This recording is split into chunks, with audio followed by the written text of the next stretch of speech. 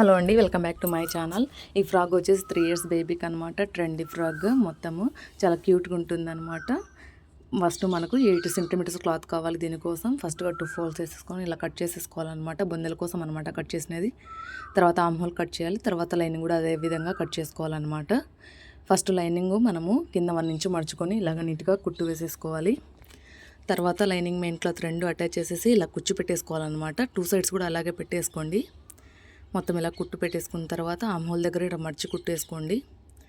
తర్వాత మనం కుచ్చు పెట్టిన దగ్గర పై భాగాన మొత్తం మెయిన్ క్లాత్ లైనింగ్ 2 జాయిన్ చేసేయండి. ఎక్స్ట్రా పీస్ కట్ చేయండి. తర్వాత పై భాగాన కుచ్చు పెట్టుకున్న దగ్గర ఇలా మర్చుకొని కుట్టుకోండి.